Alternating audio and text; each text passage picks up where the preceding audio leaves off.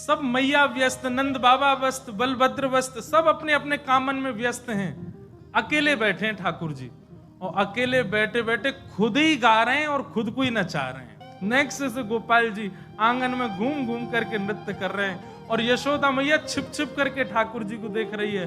दौड़ करके गई, नंद बाबा को बुला करके लाई है, बलराम जी को, और सुबंत करी चुप रहो, कोई हल्ला मत करियो। देख लाला अपने आप ही स्वर निकाल रहे गरे थे, उल्टो सीधो कछु भी गा रहे हैं। मैं तो बड़ो मलूक हूं, यही पे ही नाच रहे हैं ठाकुर जी।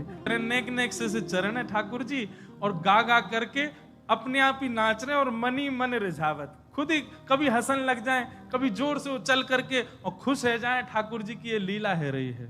कभी जोर से बाबा, नंद बाबा कह करके बुलावे, और नंद बाबा के हाँ लाला, सो जैसे नंद बाबा दिख जाए उनको देख के फिर नाचन लग जाए, अपना नृत्य दिखा रहे हैं। नेक्स्ट से गोपाल जी, छोटे से गोपाल जी हाथ में मक्खन ले ले में नेक नेक वाकू चाटे, और चाटते चाटते इतनी सुध नहीं है ठाकुर जी की मेरो हाथ टेढ़ हो है मक्खन गिर जाएगा, इतनी सुध नहीं है। नेक्स्ट से गोपाल जी, छोटे बालक को पता ना रे सामग्री गिर रही है, तो ऐसे हाथ कर लें, चाटन लगे, ऐसे ही रहने सो मक्खन गिर के उनके तन पे लग जाए।